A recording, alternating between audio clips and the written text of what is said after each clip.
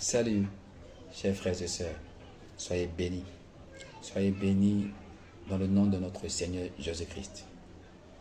Votre émission chrétienne, l'heure de la vérité. Le frère Arnaud et Papa Touzoué, encore une heure avec vous pour vous servir. Alors le thème de ce soir, c'est prophète, prophétie, action prophétique et acte de foi. Prophète, prophétie, action prophétique et acte de foi.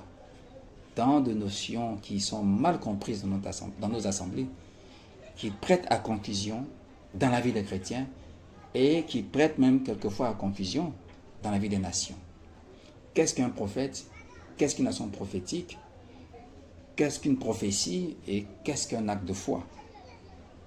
Comment reconnaître un faux prophète? Comment reconnaître une fausse prophétie? Comment reconnaître une fausse action prophétique?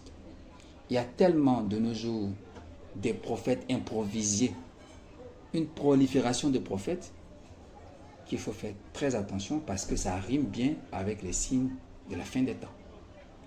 Très bien. Alors ce soir, on va parler du prophète. En grand 1, on va voir le prophète. Qu'est-ce qu'un prophète? Petit 1, ce que le prophète n'est pas. Paradoxalement, le verset qui dit explicitement que le prophète n'est pas un voyant, c'est sur ce verset que certains se sont appuyés pour se faire passer pour des voyants. Peut-être problème de compréhension de la langue. Sinon, en français, quand on dit autrefois, ça veut dire que ce n'est pas aujourd'hui, ce n'est plus aujourd'hui, ce n'est plus d'actualité. On dit autrefois. On disait autrefois les beaux flottants.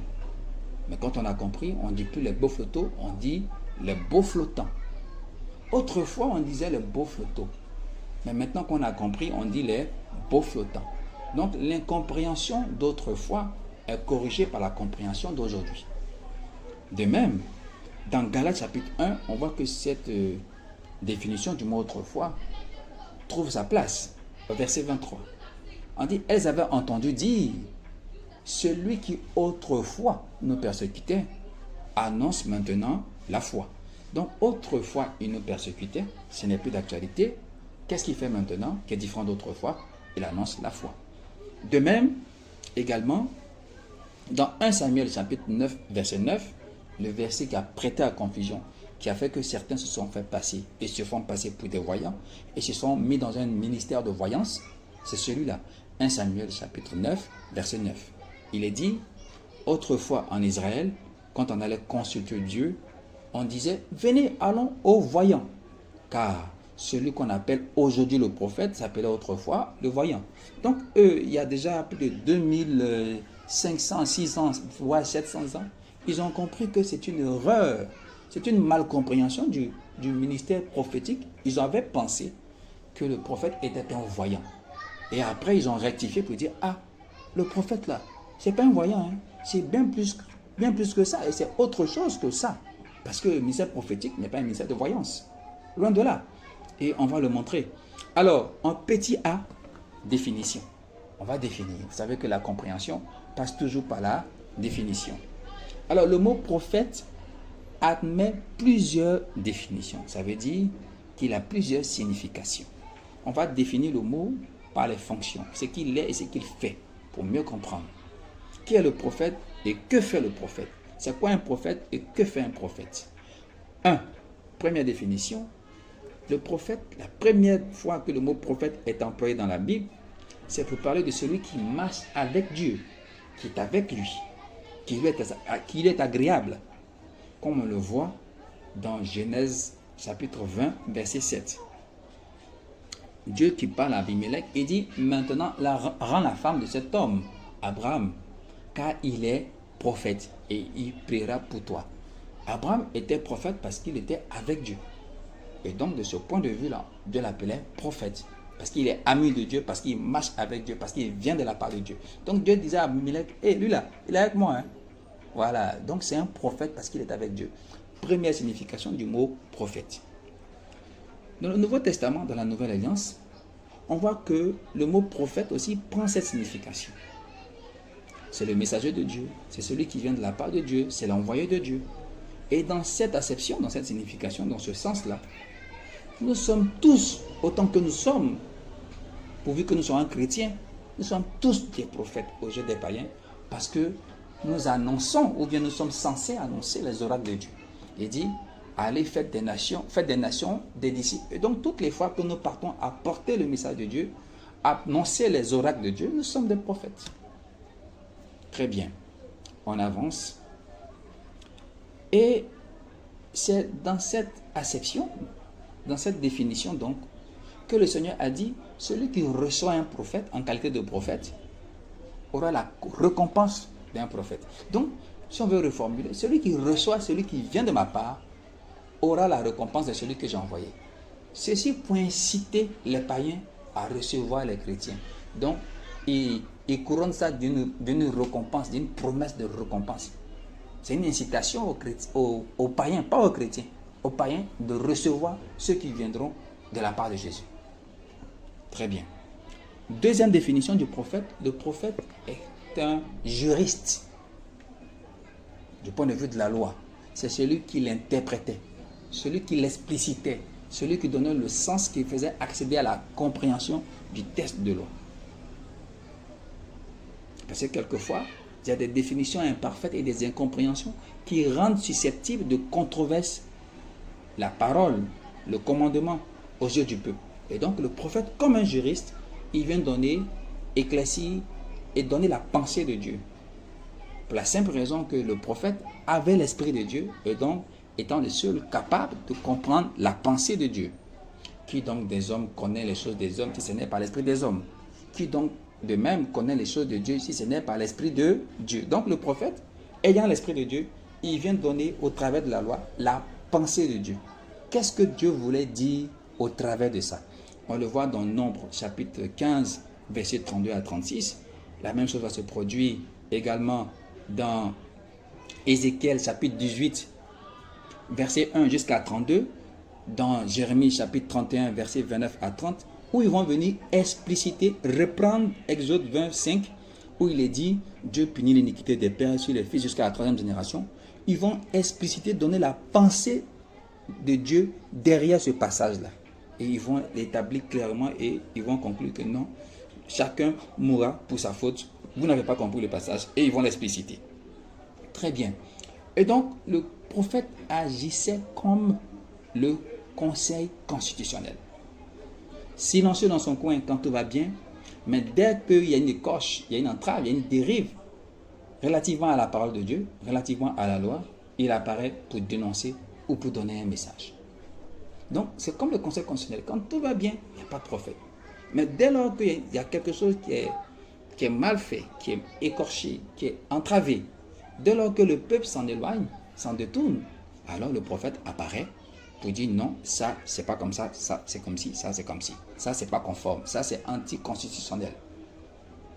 En troisième définition, troisième fonction du prophète, c'est celui qui rappelait la voix de Dieu.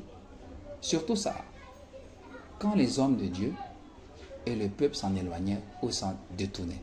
Donc il y a s'éloigner, aller plus loin, il y a s'en détourner, aller vers d'autres divinités. Alors le prophète apparaît pour interpeller le peuple. C'est ça le ministère du prophète. Voici le rôle du prophète, voici la fonction du prophète, voici le ministère du prophète. Quand le peuple et les hommes de Dieu, parce que ce sont eux toujours qui entraînent le peuple à s'éloigner ou à se détourner de la voie de Dieu. Et donc le prophète vient maintenant pour interpeller le peuple, pour interpeller les hommes de Dieu, pour interpeller l'establishment religieux, pour dire attention, là vous êtes en train d'aller, ou bien ils dénoncent quand ils sont partis. Alors il agit comme une sentinelle. On le voit dans Ézéchiel chapitre 3 verset 17, dans Habakkuk chapitre 2 verset 1. Mais une sentinelle qui est en dehors du système, qui observe ce qui se passe à l'intérieur. Parce que la sentinelle épie. Elle n'épie pas ce qui est au dehors, elle épie ce qui est dedans. Ce qui se passe à l'intérieur. Et donc, le prophète observe, pas le monde, pas les peuples, mais la nation. Ceux de la maison. Il observe l'observance de la parole de Dieu. Il observe l'obéissance à la parole de Dieu. C'est sur ça qu'il se concentre, c'est à ça qu'il se consacre. S'il y a une entrave, s'il y a une dérive, alors il vient pour interpeller ou pour dénoncer. Très bien. Le prophète est un homme mis à part parmi ceux qui sont mis à part. Le prophète est un homme mis à part parmi ceux qui sont mis à part. Vous savez que la caste, la classe qui faisait le culte, qui était habilitée à faire le culte, c'est les Lévites. Mais en dehors des Lévites, le prophète avait son ministère qui était autonome et indépendant. Il est à part de ceux qui sont mis à part. Les Lévites étaient mis à part, oui, mais le prophète même, il est mis à part par rapport aux Lévites. Donc, il a un regard sur les Lévites. Il a un regard sur le fonctionnement. Il a un regard sur l'application des lois, sur l'application des ordonnances, sur la loi de Dieu.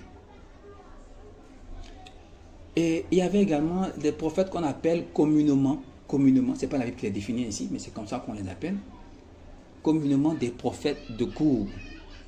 À l'exemple de Nathan, d'Ésaïe dans une certaine mesure, à un certain temps, il était prophète de cour. C'était des conseillers du roi, des prophètes conseillers. Alors, petit 2, les prophètes des nations. C'est quoi un prophète des nations? Jérémie chapitre 1, verset 5. Il dit, avant que tu fusses sorti du sein de ta mère, je t'avais consacré et établi prophète des nations. C'est quoi un prophète des nations?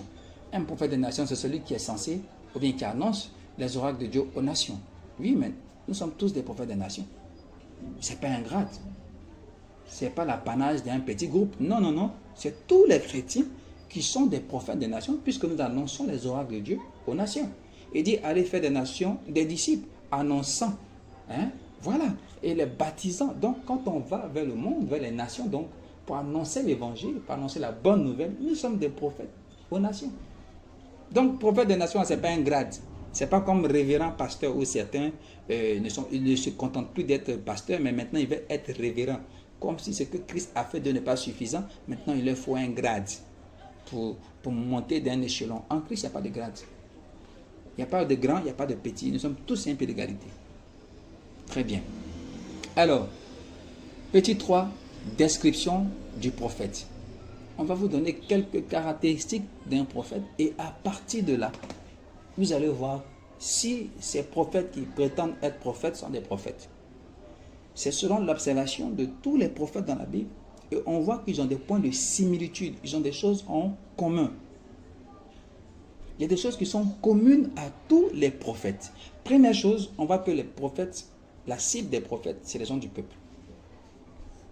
La cible des prophètes. Ceux à qui ils portent le message, c'est les gens du peuple. C'est un homme d'intérieur.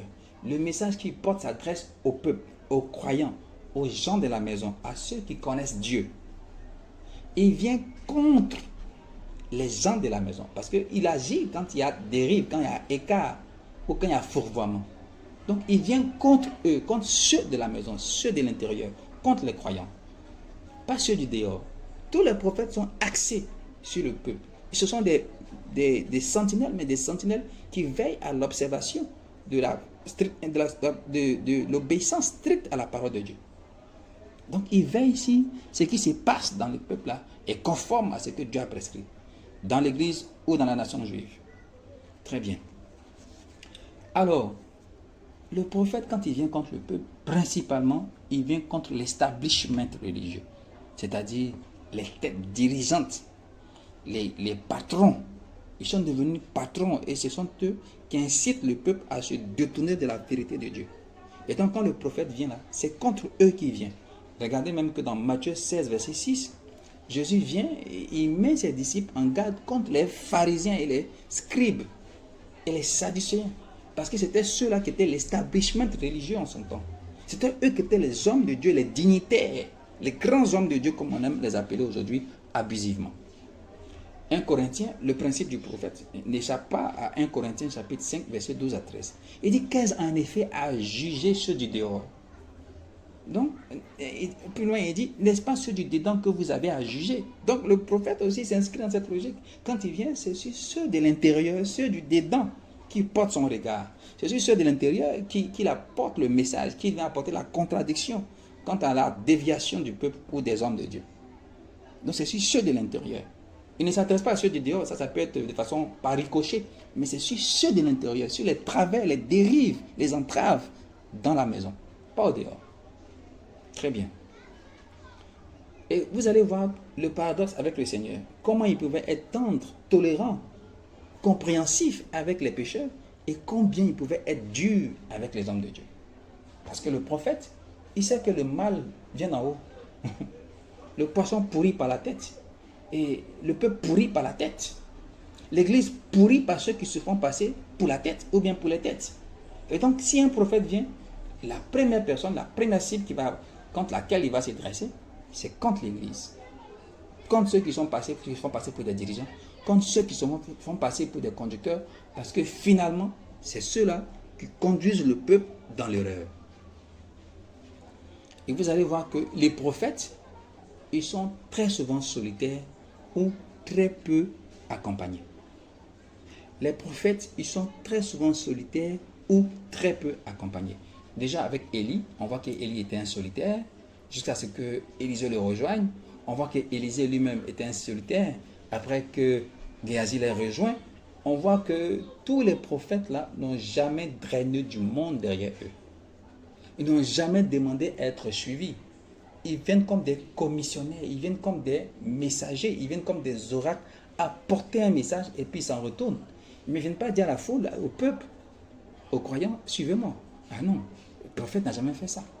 Le prophète, c'est un commissionné, c'est un mandaté, c'est quelqu'un qu'on envoie, c'est un messager, c'est un envoyé. Il vient faire une commission, il vient donner un message et il retourne.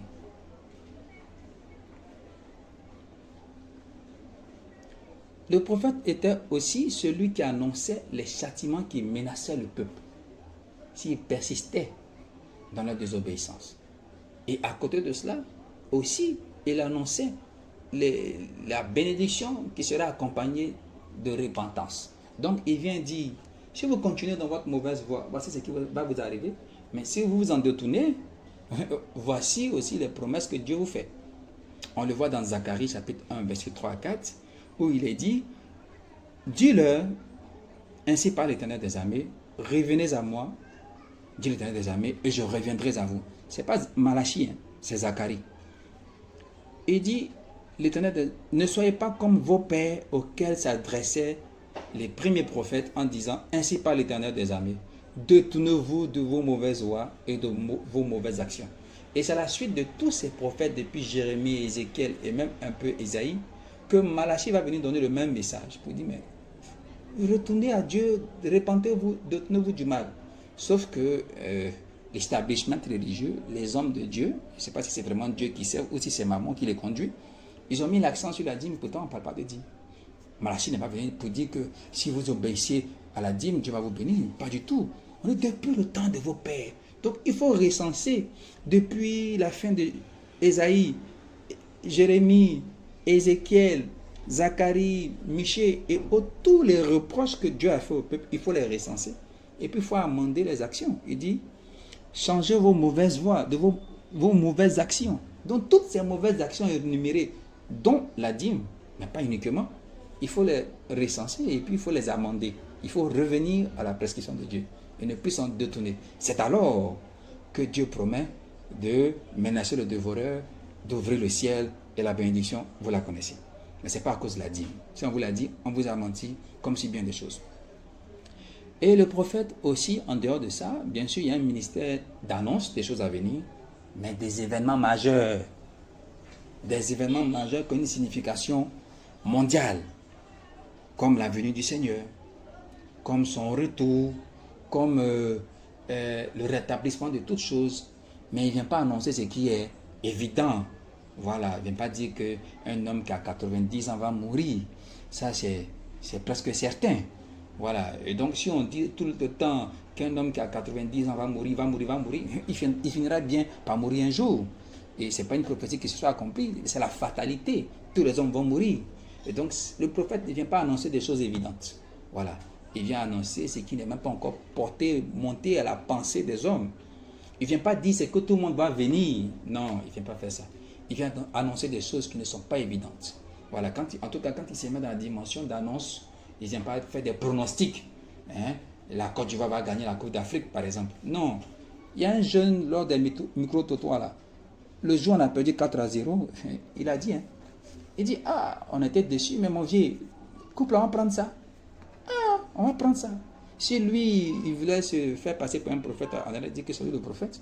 Mais moi-même, à Port-Bouille, ils ont failli me frapper. Vieux, on te respecte, hein. Mais il faut arrêter ça. Mais ce n'était pas une prophétie, c'était un acte de conviction. Je pensais qu'on allait prendre la coupe, mais je n'ai pas dit que c'est une prophétie. Donc, arrêtez un peu d'être trop charnel. Comment ça s'appelle? Cette prédiction-là, comment ça s'appelle? C'est une prévision, mais dans le jargon sportif, c'est un pronostic. Voilà. Ne confondez pas pronostic et puis prophétie. Ah, même si c'est même propre là. Ah, les chrétiens aussi souvent, on dirait qu'ils n'ont pas la jugeote. Très bien. Et le prophète aussi, surtout, il a un message différent des autres. Naturellement, puisqu'il vient pour contredire, il vient pour dénoncer, il vient pour marquer qu'il y a quelque chose qui n'est pas conforme aux Écritures. Donc, il vient pour donner autre chose que ce qui est répandu. Le prophète ne vient pas pour enseigner les mêmes choses que tout le monde enseigne. À quoi il sert alors? Quand le prophète vient, c'est qu'il y a quelque chose qui ne va pas. C'est le conseil constitutionnel. Donc, si le conseil constitutionnel vient pour dire que la loi est exacte, mais ça n'a pas de sens. Le conseil constitutionnel sort quand la loi a été écorchée, quand il y a quelque chose qui est anticonstitutionnel. Lui, il veille à l'observance de la Constitution. Et donc, quand il y a une loi qui est prise dans la nation, qui n'est pas conforme à la Constitution, il sort pour la dénoncer, pour qu'on la rectifie. Donc, s'il vient pour dire que, oui, ça là, c'est conforme là, c'est pas ce qu'on l'a demandé. Si c'est pour que ça soit conforme, il reste à sa place. Donc, si le prophète vient pour dire ce que tout le monde dit, mais il n'est plus dans son message prophétique, autant se taire, parce que ça ne change rien. Il ne vient pas ajouter de l'eau sur de l'eau. Voilà, le prophète, quand il vient contredire, il vient dénoncer, il vient changer. Et ce qu'il dit est toujours contraire à ce qui est répandu. On va voir dans Actes chapitre 6, versets 8 à 12. On parle d'Étienne, donc on va au verset 9 carrément. Il dit quelques membres de la synagogue dites des affranchis, dénomination. Celle des Cyrénéens, celle des Alexandrins, celle de la Cilicie, de l'Asie, 5 dénominations contre Étienne. Mais ils ont mis tous dans le même panier parce que le prophète, quand il annonce la parole de Dieu, il ne tient pas compte des considérations dénominationnelles ou confessionnelles. Il ne s'inscrit pas là-dedans. Lui, il se réfère à la parole de Dieu, pas à la tradition des hommes. Il n'enseigne pas selon la tradition des hommes, il enseigne selon la parole de Dieu. Donc, autant qu'ils sont, dénominationnellement parlant, les affranchis, les Cyrénéens, les Alexandrins, les gens de la Cappadoce, de la Cilicie, de l'Asie, lui, il les met tous dans le même panier parce que vous êtes écartés de la parole de Dieu. D'ailleurs, vos titres que vous portez là même en disent long. Si vous étiez chrétien, tout court, restez attaché à la parole de Dieu, vous ne serez pas de la synagogue dite des affranchis, vous serez juste des juifs ou simplement des chrétiens. Donc, le fait même de se réclamer à une dénomination, ça veut dire que quelque part, on s'est éloigné de quelque chose. Et malheureusement, aujourd'hui, les gens se considèrent plus par leur dénomination que par leur appartenance à Christ. Et donc, tout ce qui vient contredire ce qui est répandu ou ce qui est enseigné est admis chez eux, même quand ils voient que manifestement c'est ce qui est écrit et que c'est eux qui sont dans l'erreur, ils ont du mal à accepter. C'est pas qu'ils ne comprennent pas, mais ils ont du mal à accepter parce que fondamentalement, profondément, ils se réclament plus d'une dénomination que de Christ. Ah, moi je suis sien, chez nous là. Non, on est chrétien et notre référent, notre boussole, c'est la Bible. Donc quand quelqu'un sort de cette considération chrétienne et puis il vient ajouter quelque chose d'autre dessus, c'est déjà plus chrétien. C'est-à-dire il s'est éloigné. Il a ajouté dessus. Très bien. Donc, on voit que le prophète n'enseigne rien, n'annonce rien en dehors de la parole. Bien au contraire, c'est sa boussole. Parce que lui veille à l'observance de la parole. Il veille à la mise en pratique de la parole. Il veille à la mise en œuvre de la parole. Donc, lui-même, il ne peut pas venir dire quelque chose qui soit contraire à la parole. Parce que quand il vient et dit, regardez, voici ce qui est écrit. Et puis, regardez ce que vous faites. Est-ce que c'est la même chose? Donc, il confronte les faits et ce qui est écrit. Et il établit la contradiction entre les deux. Très bien. Donc, on voit que le prophète est avant tout et surtout un enseignant. Apocalypse chapitre 2, verset 20. Un prophète, c'est avant tout un enseignant. Mais un enseignant qui n'enseigne pas selon la tradition des hommes, qui n'enseigne pas selon la religion, qui n'enseigne pas selon le système humain, mais qui enseigne selon la pensée de Dieu, ce qui est écrit. Matthieu chapitre 5, verset 23, les scribes et les pharisiens vont dire, mais pourquoi Jésus, toi, tes disciples ne suivent pas la tradition des anciens? Jésus va leur répondre, votre cœur est éloigné de Dieu. Vous parlez de Dieu, mais votre cœur est éloigné de Dieu. Parce que vous faites prévaloir les commandements d'hommes sur la parole de Dieu. Et c'est dans ça que l'Église est aujourd'hui. Aujourd'hui, là, c'est plus au commandement d'hommes que nous sommes attachés qu'à la parole de Dieu. C'est plus les hommes que nous suivons que la parole de Dieu. C'est plus dans les hommes que nous nous reconnaissons que dans la parole de Dieu. C'est plus les hommes que à qui nous adhérons qu'à la foi en Christ. Donc c'est plus aux hommes que nous croyons, en vérité. Parce que quand tu ne crois pas en l'homme là, et que tu le vois comme un frère, quand il vient te dire quelque chose, qu'est-ce que tu fais? Tu interroges le Seigneur au travers de sa parole. Ah, Seigneur, Jacques a dit ça, mais c'est toi qui l'as envoyé. Et puis le Seigneur te montre le passage. Non, c'est pas moi qui ai envoyé Jacques. Jacques dit de donner 500 000. Moi, il te dit que tout paye à la croix. Quelles sont ces histoires de 500 000? Et tu comprends que Jacques n'est pas venu de la part du Seigneur, mais il est venu motivé par ses propres intérêts. Mais qui fait ça aujourd'hui? Qui fait ça? Quand Jacques te dit net, tu commences à prendre crédit à gauche, à droite, parce que il faut que tu satisfasses ce que Jacques t'a demandé. Il faut que tu le satisfasses lui. Mais tu n'as même pas cherché à comprendre, est-ce que Jacques là, c'est vraiment papa qui l'a envoyé? À la maison, quand un frère vient dire à un autre, ah papa dit de faire ça, hein? Quand tu vois que c'est un peu bizarre, papa, c'est toi qui as dit à François de t'envoyer les 10 000 là, que tu m'as donné pour payer mes fournitures. Papa dit, qui ça? Moi-même. Vous voyez? Et tu comprends que François avait d'autres projets. Alors, de ce fait, le prophète n'est pas aimé des religieux. Ah non, pas du tout. Le prophète est en confrontation, en opposition constante avec les religions, et avec les religieux, avec les religions également, parce qu'il vient contre leurs intérêts. Parce qu'il vient les appeler, eux, à la repentance. Ceux qui prêchent la repentance, quand le prophète vient, il dit, vous-même, repentez-vous. Amendez vos voies, détenez-vous de vos mauvaises actions. Donc le prophète vient, il s'en prend à la tête, à l'establishment. Parce que le poisson pourrit par la tête. L'église pourrit par la tête. Le peuple pourrit par la tête. Donc quand le prophète vient, il s'adresse à la tête. À la tête de l'intérieur. Du peuple des croyants. De ceux de l'église. Pas d'ailleurs. Très bien. Matthieu 23, verset 37. Jérusalem, Jérusalem, qui tue les prophètes et qui lapide ceux que je t'ai envoyés. Et dans Actes chapitre 5, verset 52, il va dire, lequel des prophètes vos pères n'ont-ils pas persécuté? Lequel des prophètes vos pères n'ont-ils pas persécuté? Parce que le prophète est toujours persécuté de l'intérieur. Pas les croyants, pas les religieux, pas les hommes de Dieu. C'est ceux-là qui persécutent le prophète. Ce n'est pas les gens d'ailleurs, parce qu'il ne s'adresse pas aux gens d'ailleurs. Il s'adresse aux gens de la maison, à ceux de l'intérieur. Donc c'est ceux-là qui le persécutent. Et la Bible dit que Jérusalem, Jérusalem, qui tue les prophètes. Ce n'est pas les incroyants qui tuent les prophètes. Ce n'est pas eux qui persécutent les prophètes. Mais c'est les gens de la maison. Les gens de l'intérieur.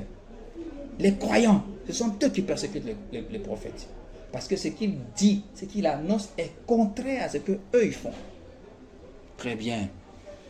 En petit 4, on voit la différence maintenant entre le prophète de l'Ancienne Alliance, l'Ancien Testament, et le prophète de la Nouvelle Alliance. La différence entre le prophète d'avant et le prophète de maintenant.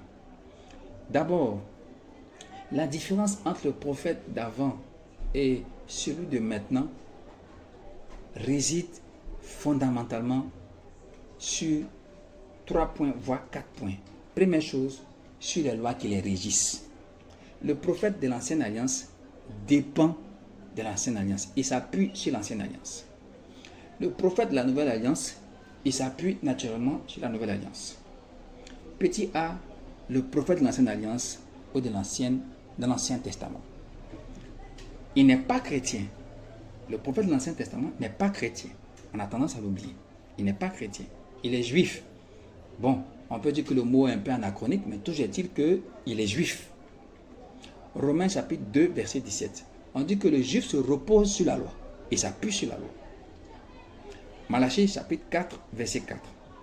Il est dit encore à ces juifs-là, souvenez-vous de la loi de Moïse, mon serviteur, auquel j'ai prescrit en hébreu pour tout Israël, pour tous les juifs donc, des préceptes et des ordonnances. Et Lévitique chapitre 18, verset 5 dit, vous observerez mes lois et mes ordonnances, l'homme qui les mettra en pratique vivra par elles. Donc le prophète, qui est un membre du peuple, même s'il n'est pas tout à fait dans le peuple, mais il est soumis aussi aux lois, aux prescriptions en vigueur, puisqu'il veille à leur observance scrupuleuse et rigoureuse. Donc lui-même aussi, il se conforme à la loi. Et la loi à laquelle il se conforme, selon les alliances, c'est tantôt pour l'ancien prophète de l'Ancien Testament à l'Ancienne Alliance, pour le prophète de la Nouvelle Alliance à la Nouvelle Alliance. Et donc celui d'avant, pour l'Ancien Testament, il s'appuyait sur la loi et donnait juste l'interprétation de Lévitique 26 et de Deutéronome 28 selon les circonstances. Soit que le peuple était dans l'obéissance ou dans la désobéissance. Ça veut dire quoi? Ça veut dire que Dieu a déjà tout dit.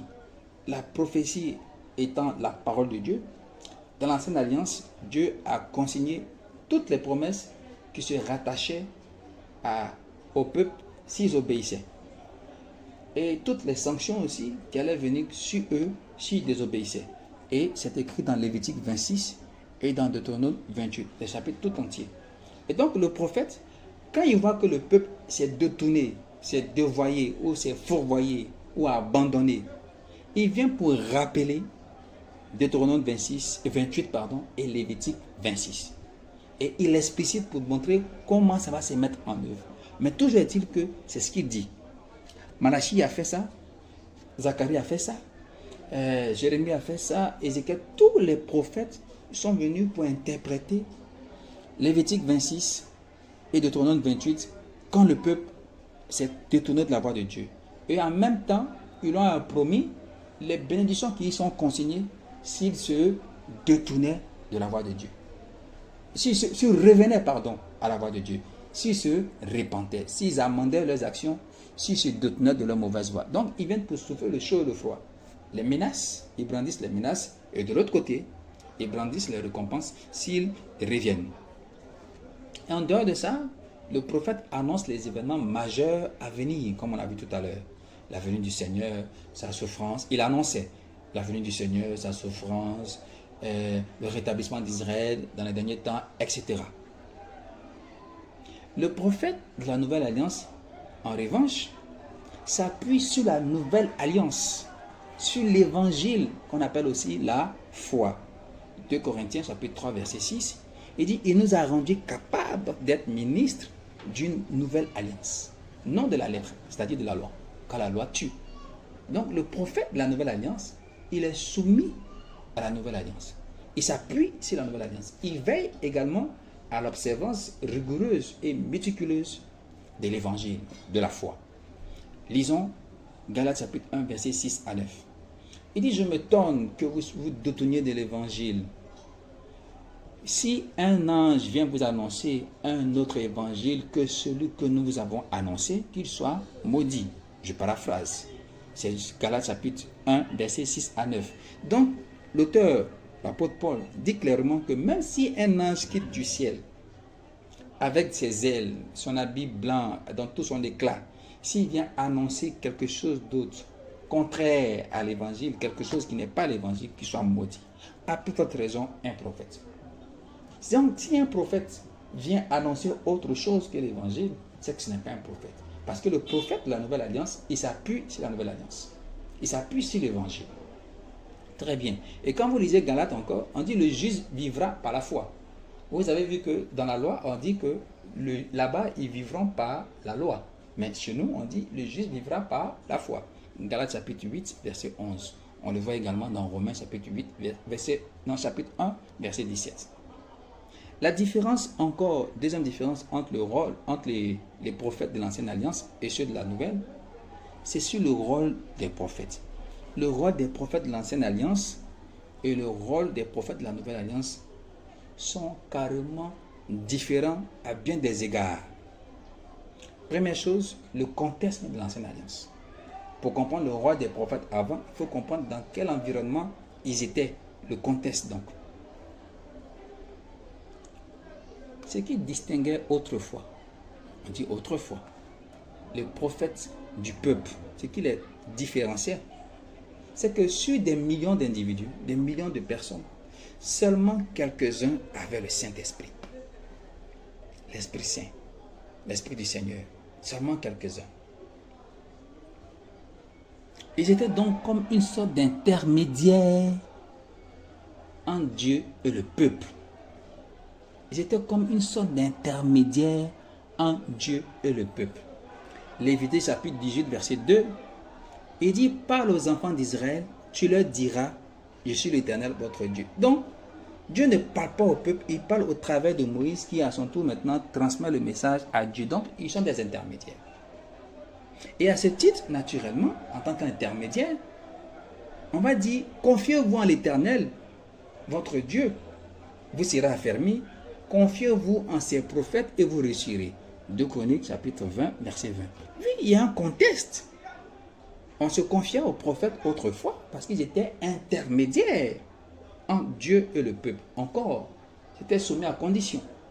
Il fallait que le prophète fasse ses preuves, que lui-même se conforme à la parole, pour qu'ensuite, a posteriori maintenant, après épreuve, après examen, on puisse maintenant se fier à lui. Sinon, c'est trop facile que quelqu'un vienne dire, je viens de la part de Dieu.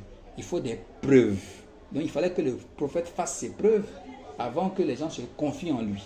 Et quand ce que le prophète disait n'arrivait pas, la tête était sautée là. La tête était sautée. Très bien. À la différence que dans la nouvelle alliance, le contexte est tout aussi différent. Ici, il est dit dans Actes chapitre 2, verset 16, que la promesse faite au Père, où Dieu dit, je répandrai mon esprit sur toute chair, a été faite. On le voit dans Actes chapitre 2, verset 16 à 17.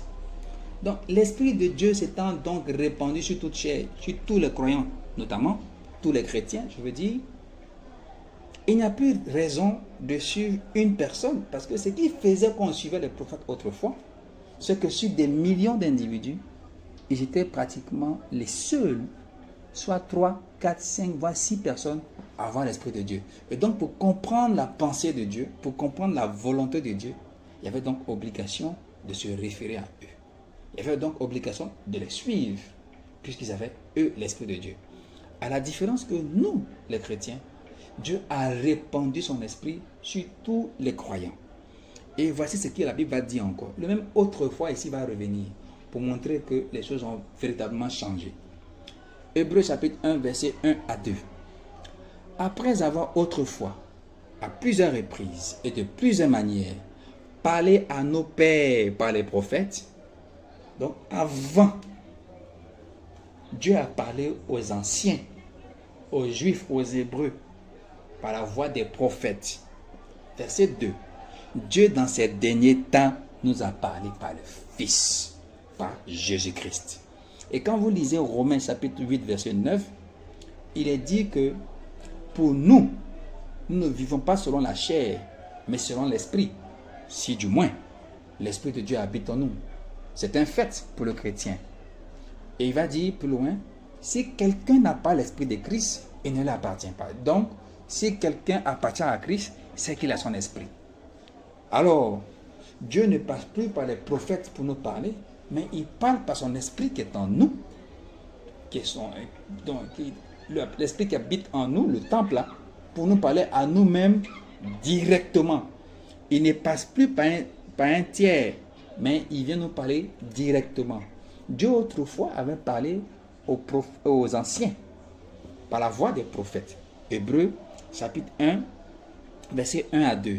Mais il dit encore au verset 2 que Dieu dans ces derniers temps nous parle par le Fils. Il nous a parlé par le Fils et il continue de nous parler par le Fils. Le Fils, là, qui est en nous par son esprit.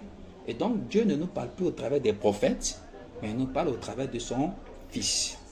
1 Corinthiens, c'est tellement vrai que 1 Corinthiens chapitre 7, verset 17 va dire que chacun marche selon la part que le Seigneur lui a faite. Que chacun, chaque individu, il y a une responsabilité ici qui incombe à chacun, que chacun marche selon la part que le Seigneur lui a faite, selon l'appel qu'il a reçu. Et il va aller plus loin. Il dit, c'est ainsi que je l'ordonne dans toutes les églises. Donc c'est une loi qui est universelle, qui est propre à tous les chrétiens. Nous devons avoir une communion avec le Seigneur, pas avec le prophète. On doit être en communion avec le Seigneur, pas avec le prophète. Le prophète, je l'aime parce que c'est mon frère. Mais ma communion, c'est avec le Seigneur et celui qui me donne les instructions. Ça, il faut que vous compreniez ça. Les temps ont changé parce que Dieu maintenant a responsabilisé chacun. Romains chapitre 14, verset 12. Il dit, chacun de nous rendra compte à Dieu pour lui-même. Il n'y a personne qui viendra dire à Dieu, c'est lui là qui m'a dit, c'est le prophète là qui m'a dit. Ça ne compte pas. Donc vous avez obligation de développer une relation d'intimité avec le Seigneur. Vous avez obligation d'être en communion avec le Seigneur, d'avoir de l'amour pour les frères, quels qu'ils soient, apôtres, prophètes, pasteurs, évangélistes, ceux qui ont le don de miracles et autres. Mais votre intimité, votre communion, c'est avec le Seigneur. Et on a dit aussi que les prophètes étaient des intermédiaires, une sorte d'intermédiaire entre le peuple et Dieu. Non, à contrario, pour nous les chrétiens, la Bible nous dit dans 1 Timothée chapitre 2 verset 5 qu'il y a un seul intermédiaire entre Dieu et les hommes, Jésus-Christ. Il y a un seul intermédiaire. Donc, on ne va plus consulter le prophète pour connaître la voix de Dieu. On ne va plus aux réceptions pour avoir l'instruction de Dieu. Arrêtez ça. C'est l'idolâtrie, c'est de la divination. Tu as un esprit qui se meut en toi, qui agit en toi, qui habite en toi. Tu vas consulter quelqu'un d'autre qui a le même esprit que toi pour savoir ce que l'esprit qui est en toi là veut. Est-ce que tu as toutes tes facultés? Avant, on le faisait parce que les prophètes étaient les seuls sur des millions de personnes à avoir l'Esprit de Dieu. Et quand les gens partaient les consulter, c'était pour avoir la pensée derrière ce qui est écrit. La compréhension. Mais vous partez pour faire du charlatanisme. C'est de la divination. Vous partez pour faire de la voyance. C'est ce qui va arriver. Et non, ce n'est pas prophétique ça. Ce n'est pas du ministère prophétique. Ce n'est pas ça la prophétie. Ce n'est pas ça le ministère du prophète. Ça, c'est de la voyance, c'est du charlatanisme. Ok. De plus, dans la Nouvelle Alliance, tout a déjà été dit d'avance. Marc chapitre 13, verset 23, le Seigneur dit, soyez sur vos gardes, je vous ai tout annoncé d'avance. Ce qui fait que le prophète n'a plus un rôle prépondérant dans l'Église. Le prophète n'a plus un rôle prépondérant dans l'Église. Tous les ministères sont sur un pied d'égalité. Il n'y a plus un qui soit plus grand, plus important que l'autre. Non, tous les ministères se valent autant qu'ils sont. Et pour la petite parenthèse, il n'y a pas que 5 ministères dans la Bible, pas que 5 ministères dans l'Église. Il y en a plusieurs, au moins une vingtaine de ministères, mais sauf que la religion a voulu nous confiner à 5 ministères. Ça, c'est ce que dit la religion, mais ce n'est pas ce que disent les Écritures. Dans l'Évangile, il y a plus d'une quinzaine, voire une vingtaine de ministères. Je ferme la parenthèse. Et donc, vous comprenez que Dieu veut nous responsabiliser, il veut développer une relation d'intimité. Et c'est pour cela qu'il dit, approchez-vous avec assurance du trône de la grâce. Parce qu'il n'y a plus d'intermédiaires, il n'y a plus d'obstacles, il n'y a plus de péché, il n'y a plus de barrières. Christ a renversé tout ça. Donc ce n'est plus le péché qui vous éloigne de Dieu.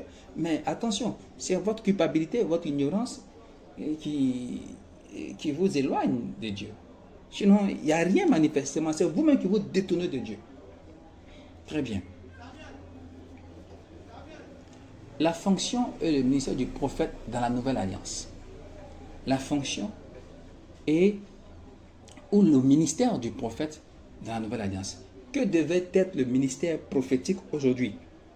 Un prophète là, qu'est-ce qu'il doit faire dans l'Église? Quel est le ministère? En quoi ça consiste le ministère prophétique dans l'Église? D'abord, le prophète de la Nouvelle Alliance est chrétien. Donc, il se repose sur la Nouvelle Alliance, c'est-à-dire l'Évangile. qu'on appelle aussi la croix, sur le fondamental de l'évangile de la foi, qui est la croix de Jésus-Christ. Il ne dit rien en dehors de ça, il ne dit rien qui soit contre ça. Et puisque tout est annoncé d'avance, le prophète ne vient pas dire quelque chose de nouveau. Tout est déjà dit. Le problème, c'est que le prophète n'a plus la prépondérance qu'il avait autrefois. Parce que le ministère prophétique, dans son aspect qui consistait à annoncer les choses à venir, ici, à la différence, tout est déjà dit d'avance.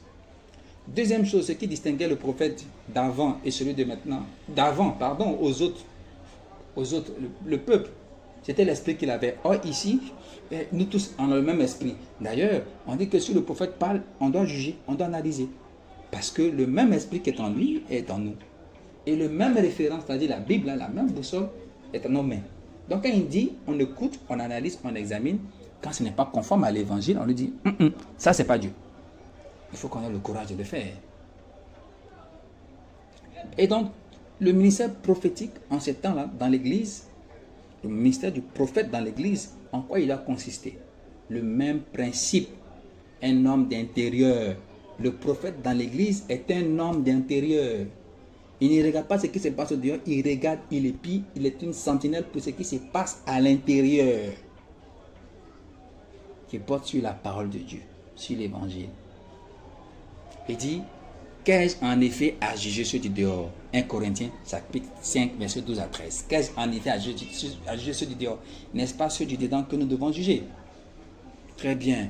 Donc, le prophète, il n'annonce rien d'autre que l'évangile. Il ne dit rien qui soit contraire à l'évangile. Galates chapitre 1, verset 6 à 9. Le message qu'annonce le prophète, c'est la repentance. Oui, de revenir à la Bible, à l'évangile, de dénoncer les maux de l'église, les mots M-A-U-X. Le mal dans l'église, si vous préférez. Et c'est quoi le mal dans l'église? Parce que le prophète, c'est un homme d'intérieur. C'est une sentinelle de Dieu sur la maison pour veiller à ce que les choses se déroulent comme ce qui est écrit. Pour veiller à ce que les gens obéissent à ce qui est écrit et non aux prescriptions des hommes. Donc quand le prophète vient, il vient mettre en évidence nos écarts, nos travers, nos dérapages, nos dérives, et puis la parole de Dieu. C'est ça le ministère du prophète. Alors, il dit 15 à juger ceux du dehors, donc c'est ceux du dedans, à qui il s'en prend. Il dit, première chose, les mots dans l'église, on s'est détenu de la parole de Dieu. On a abandonné et finalement on suit la prescription des hommes. Et nous voyons bien, nous voyons tout ce qui est écrit. Il est dit dans 1 Timothée chapitre 4 verset 1 que dans les derniers temps, quelques-uns abandonneront la foi pour s'attacher à des esprits séducteurs et à des doctrines de démons. 2 Pierre chapitre 2 verset 1 à 3. Il dit, il y a parmi vous de faux prophètes, il y aura des mêmes parmi vous de faux docteurs qui introduiront des sectes pernicieuses. Plusieurs les suivront dans leur dissolution, et la voix de la vérité sera calomniée à cause d'eux. Verset 3. Par cupidité, ils trafiqueront de vous au moyen de paroles trompeuses. Tite chapitre 1 verset 11, on dit que ces faux prophètes-là, ces faux enseignants, bouleversent des familles entières, enseignant pour un gain honteux ce qu'on ne doit pas enseigner. 1 Timothée, chapitre 6, verset 10, il dit l'amour de l'argent est la racine de tous les maux. Et quelques-uns, en étant possédés, se sont égarés loin de la foi. Donc, on voit que le mal principal dans l'église, le mal, la racine de tous les maux dans l'église, c'est l'amour de l'argent. Donc, si un prophète ne vient pas dénoncer l'argent, la séduction, la manipulation dans l'église, et le retour à l'évangile, c'est que ce n'est pas un prophète. Parce que voici le mot de l'église, voici ce qui mine l'église, voici ce qui est écrit quant à ce qui mine, ce qui gangrène l'église. La séduction, la manipulation, l'argent dans l'église. Voici les mots de l'église. Donc ce n'est pas le monde. Le prophète ne vient pas pour s'en prendre au monde parce que tout a déjà été dit d'avance. Qu'il s'introduira des séducteurs qui vont détourner le peuple de l'évangile, de la foi. Qu'il s'introduira des imposteurs qui vont venir enseigner pour leur vente, qui vont venir parler d'argent. tout ça, c'est à cela que le prophète va nous emmener. Tout est déjà dit d'avance, sauf que les prophètes de circonstances-là, qui se sont improvisés prophètes, et ils viennent nous entraîner vers le monde. Mais le mal est dans l'église. Le ver est dans le fruit, le ver est dans l'église. Ce n'est pas ailleurs. Tout a déjà été dit d'avance. Jésus a dit que le séjour des morts ne provoqueront point contre son église. Donc le mal ne vient pas d'ailleurs, ne vient pas de l'extérieur, mais le mal est à l'intérieur. Des séducteurs qui se sont introduits parmi nous, qui sont en train de nous, qui trafiquent de nous au moyen de paroles trompeuses, flatteuses, qui nous arnaquent, qui nous escroquent, au travers des prescriptions de l'ancienne alliance, au travers des choses inventées. Donc voici le mal de l'église. Donc s'il y avait prophète, si prophète il y a, voici son ministère. Tout est déjà défini parce que le prophète vient pour dénoncer les outrages, il vient pour dénoncer les dérives. Et les dérives de l'église, c'est la séduction, c'est la manipulation, c'est l'amour de l'argent. Donc un prophète ne vient pas pour dire ça. Le retour à l'évangile, à enseigner uniquement et seulement que l'évangile, s'il ne fait pas ça, c'est que ce n'est pas un prophète, c'est un être encore menteur. Alors, les faux prophètes, comment on reconnaît les faux prophètes? Les faux prophètes ne se voient pas au faciès. Ce n'est pas au visage qu'on voit s'il est faux ou pas. C'est sur le message qu'il donne. Donc, s'il enseigne des choses qui ne sont pas dans la Bible, c'est que c'est un faux prophète. Même s'il dit que dans le prophétique, parce que souvent les gens, ils ont trouvé le mot là, le fourre-tout, pour vous faire gober, avaler toutes les couleuvres, pour justifier en fait tout ce qui n'est pas écrit. Comment quelqu'un va dire dans le prophétique? Dans le prophétique, c'est où? C'est quelle commune? C'est quel quartier? C'est quel pays? Non, dans la Bible, là on peut dire oui. Mais dans le prophétique, c'est pour vous mettre plein la figure, plein les yeux, c'est un écran de fumée, pour que tu te dises, bon, ça, je n'ai pas accès à, comme on dit dans le prophétique, ça veut dire que tu n'y as pas accès. Non, tu as accès également. Si c'est vrai, il faut qu'il te montre où c'est écrit. Donc, il n'y a pas dans le prophétique, ça n'existe pas. Dans le prophétique, ça là, et puis il donne des interprétations fantaisistes, et puis vous êtes embobiné. Non, ça n'existe pas. Le prophète, c'est quelqu'un qui observe la loi de Dieu. Pour le chrétien, le prophète chrétien, lui, il observe l'évangile. Donc, il ne vient pas dire dans le prophétique, comme si en dehors de l'évangile, comme si en dehors de la croix, il y a autre chose qui est écrit ailleurs. Non, Dieu ne peut pas te dire quelque chose qui est contraire à la loi de Dieu, de Jésus, à l'évangile, à la croix. Ce n'est pas possible. À partir de là, vous savez que c'est un faux prophète. Donc, quand il vient dire quelque chose, quand il vient dire quelque chose qui n'est pas écrit, vous savez que c'est un faux prophète. Même s'il veut justifier ça en disant c'est le prophétique, c'est de la mystification. 2. Quand il vient enseigner des choses qui sont écrites, mais qui ne sont pas l'évangile, vous savez que c'est un faux prophète. Galates chapitre 1, verset 6 à 9. 2 Jean chapitre 1, verset 9. 3. S'il enseigne des choses qui sont écrites dans l'évangile, mais qui ne sont pas spirituelles, qui sont physiques, c'est un faux prophète. Selon qu'il est dit dans Jean chapitre 4, verset 23 à 24, les vrais adorateurs adorent le Père en esprit et en vérité, car ce sont là les adorateurs que le Père demande. Verset 24. Dieu est esprit, il faut donc que ceux qui l'adorent en esprit. Ça veut dire quoi? Parce qu'on voit que les chrétiens n'ont pas compris ce que veut dire une chose spirituelle en esprit. Ça veut dire qu'on ne le voit pas, donc on ne le représente pas, on ne le matérialise pas et on ne prend rien de matériel pour l'adorer. C'est ça en esprit. On ne le voit pas, on ne le représente pas, on ne le matérialise pas, donc on ne prend rien de matériel, de physique qu'on peut toucher pour l'adorer. C'est ça. C'est par son esprit qu'on l'adore, dans la pensée et par la parole. Des choses qui ne sont pas matérielles. C'est ça, on dit adorer Dieu par l'esprit et en esprit. Par son esprit, dans la pensée et par la parole. Maintenant, ça veut dire quoi? Chose spirituelle. Parce que les chrétiens confondent. Ils ne savent même pas quelque chose qui est spirituel. Spirituel, ça veut dire qui n'est pas matériel, qui est immatériel donc, qu'on ne peut pas attraper, qu'on ne peut pas toucher, qu'on ne voit même pas. C'est ça quelque chose qui est spirituel. On ne parle pas du comportement, on dit chose spirituelle. Charnel, ça veut dire quelque chose qui a de la chair, qui a une consistance, qui a une teneur, qu'on peut attraper, qu'on peut toucher, qu'on voit. C'est ça qui est charnel. On ne parle pas du comportement, parce que ça c'est le sens figuré. Mais au sens propre, là, spirituel c'est quelque chose qui est immatériel. On dit Dieu est spirituel, non. Ça veut dire qu'il est immatériel, il est invisible. Donc, ne pensez pas que quand vous priez sur une offrande, là, ça devient spirituel. Ah, c'est quoi ça encore? Quelque chose qui est physique, ne peut pas devenir spirituel. On dit les vrais adorateurs adorent Dieu en esprit. Donc il n'y a rien qui soit matériel. Quand vous avez lu que dans, comment ça s'appelle, dans 2 Corinthiens chapitre 10 verset 4, on dit les âmes avec lesquelles nous combattons ne sont pas charnelles. Ça veut dire comment? Elles sont spirituelles, non? Donc elles ne sont pas matérielles, elles ne sont pas physiques. Est-ce que quelqu'un va les prendre gourdin et puis prier dessus et puis gourdin là va devenir une âme spirituelle? Non.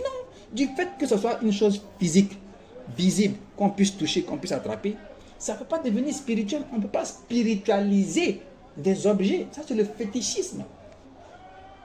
Les gens font ça dans les autres confessions. Les féticheurs, comment ça s'appelle, les charlatans, ils ont des amulettes sur lesquels ils prient. Mais un chrétien, il ne prie pas sur une chose pour la rendre spirituelle, parce que pour lui, le spirituel, c'est quelque chose qui est invisible. On dit que c'est une maladie spirituelle. Est-ce que tu vois? Non, c'est pour dire que ce n'est pas organique, ce n'est pas physiologique, ce n'est pas pathologique. C'est quelque chose d'immatériel. Donc, quand on dit de façon spirituelle, ne pensez pas que vos offrandes que vous donnez, sur lesquelles vous priez là, le fait de prier dessus les spiritualise. C'est pas vrai. Ça, c'est une arnaque encore. Donc, quand un prophète vient vous dire quelque chose qui est écrit dans l'évangile, mais qui n'est pas spirituel, parce qu'ils sont très astucieux, ils peuvent prendre des exemples qui relatent des faits passés. Parce que dans l'évangile aussi, il y a des faits passés. Et comme on sait que vous n'aimez pas vous forcer les méninges pour comprendre, et que vous, malheureusement, n'avez pas la jugeote, on prend un passage dans les évangiles, là, par exemple, dans, comment ça s'appelle, dans Hébreux 7, où on parle d'Abraham qui a donné la dîme à Melchisedec. Vous oubliez que c'est une histoire de la loi qu'on rapporte dans l'évangile, et vous pensez que c'est d'actualité. Tout ça aussi, si quelqu'un fait ça, en plus d'être un faux prophète, c'est un manipulateur. D'ailleurs, tous les faux prophètes sont des manipulateurs. C'est des cousins germains. Alors, pour ce qui est des prophètes de circonstances, qu'on voit ça et là, qui tantôt se mettent au perchoir pour dire ce qui pourrait arriver, ça, ce n'est pas des prophètes. Parce que Dieu ne fonctionne pas comme ça. Vous ne verrez jamais un prophète dans la Bible qui vient pour dire, à la fin de l'année, au 31 décembre, se mettre sur un perchoir pour dire voici ce qui pourrait arriver. Ça, c'est de la voyance. D'ailleurs, c'est moins que ça. Ça, c'est de la prédiction. Ce n'est rien de prophétique. Mais c'est une sorte d'arnaque parce qu'il faut agrémenter un peu les traversées, les passages à la nouvelle année. Et donc, ceux qui sont plus astucieux ont jugé qu'il était opportun de pimenter la chose en annonçant des choses qui pourraient arriver. Et si vous regardez bien, pour la plupart du temps, à 80%, on va le démontrer la prochaine fois quand on parlera des prophéties, elles ne s'accomplissent pas. Mais comme vous n'écoutez pas, comme vous êtes dans la chair, vous ne comprenez pas qu'on a dit que le coronavirus, par exemple, elle a fait 5 mois, que ça fait 2 ans, voire 3 ans. Ça, vous avez oublié ça. On vous a dit tellement de choses qui ne se sont pas accomplies. Mais comme à chaque fois, on vous bombarde de nouveaux messages pour faire oublier le reste. Et il y a d'autres aussi qui jouent à se faire peur, qui disparaissent pour mieux réapparaître, qui se victimisent pour se faire passer pour des gens qui sont persécutés. En fait, c'est une autre feinte pour nous faire oublier qu'ils avaient annoncé des choses qui ne se sont pas produites. Pour nous faire oublier qu'ils avaient dit que des choses n'allaient pas se produire et qui se sont produites. Voilà, ils ont dit que la canne n'allait pas avoir lieu, elle a eu lieu. Maintenant, la honte a fait qu'ils ont fui, ils ont changé le mouvement comme si on les persécute. Qui vous persécute? Qui vous connaît même? C'est de la comédie. Le prophète ne vient pas dénoncer les choses du monde, il vient dénoncer les choses de l'église. Donc vous, là, on sait que vous êtes des menteurs. Parce que quand on écoute, là, on sait que vous êtes des menteurs. Le vrai prophète, il s'en prend au mot dans l'église, au mal dans l'église. Donc il ne vient pas dénoncer le monde a son train. Le monde a sa marche. Le monde ne connaît pas Dieu. Le monde, il faut aller le gagner avec les évangélistes, avec les apôtres. Nous tous, en tant que missionnaires, en tant que messagers, pour aller apporter la bonne nouvelle, mais pas la condamnation. Mais si Dieu vient juger cela, mais on va évangéliser qui? Oh, parce que les chrétiens même, à la limite, on est un peu des ballots. On manque tellement de jugeotes que quelquefois on se demande si on a le bon sens même. Bon, l'ignorance aussi est la chose la mieux partagée dans nos églises, puisqu'on nous enseigne à demeurer des enfants. On nous raconte des histoires pour nous endormir, mais on ne nous donne pas les clés de compréhension. En tout cas, j'espère que ce soir, vous avez appris quelque chose. Vous avez appris au moins à faire la différence entre le prophète de l'Ancienne Alliance et celui de la Nouvelle. Entre le rôle qu'ils jouaient autrefois et celui qu'ils ont aujourd'hui.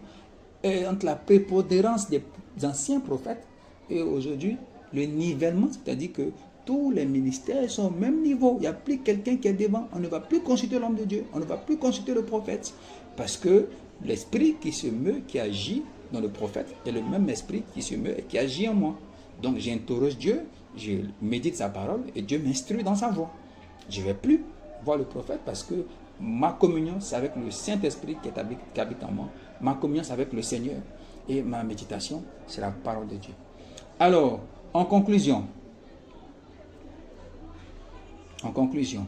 on voit qu'en vérité, un prophète, avant de conclure, un prophète, il n'a même pas intérêt à se faire voir, à se faire connaître. Ça, c'est une des caractéristiques des prophètes. Parce qu'un vrai prophète, c'est les gens de l'église qui vont le persécuter, qui les persécutent. Parce que tous les prophètes ont été persécutés par les gens de l'intérieur. Donc quand on voit que des gens dans l'église sont érigés, élevés comme des modèles, ce n'est pas des prophètes. Parce que s'ils étaient des prophètes, les chrétiens allaient se dresser contre eux. Les chrétiens allaient leur en vouloir. Ils allaient les persécuter parce qu'ils sont manipulés par les hommes de Dieu. C'est-à-dire c'est le syndrome de Stockholm. Le prophète vient pour délivrer, pour annoncer la parole de vérité, pour libérer les chrétiens. Mais vous allez voir que comme ils sont manipulés, ils sont entraînés par les hommes de Dieu, ils vont se dresser contre les vrais prophètes.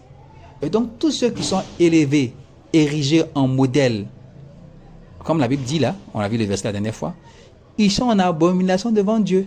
Et c'est ceux-là qui manipulent le peuple. Et le peuple aussi, manipulé par les hommes de Dieu, persécute, voire tue les prophètes. Donc un vrai prophète ne peut même pas se mettre sur la place publique pour annoncer les choses, avoir église. C'est pas possible.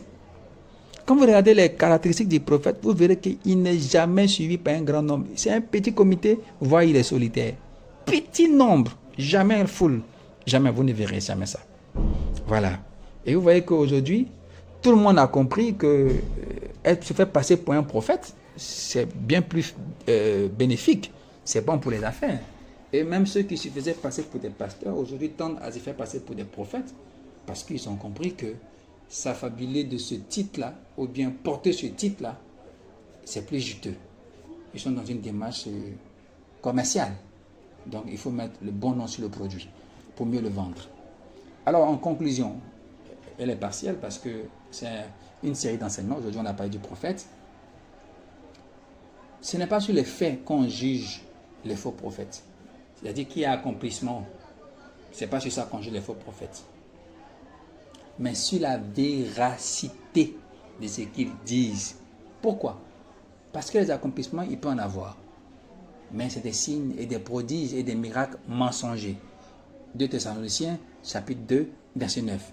Donc l'accomplissement d'une prophétie, l'accomplissement d'un événement n'est pas gage de vérité.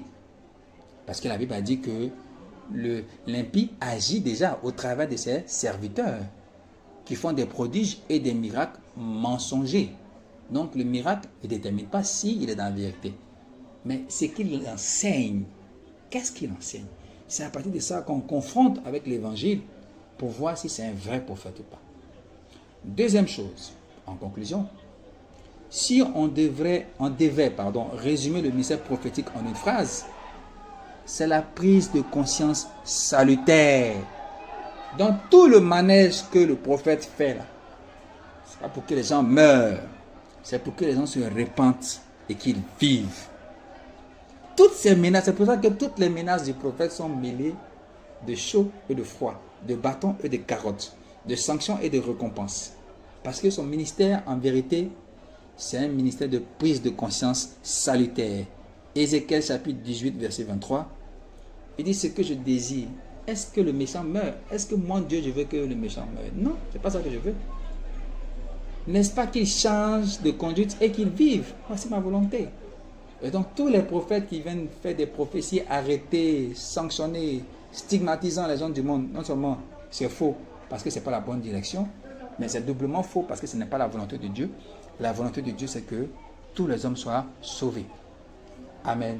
Amen. Et donc, prochaine fois, nous verrons nous verrons action prophétique et acte de foi. Soyez bénis. Ciao.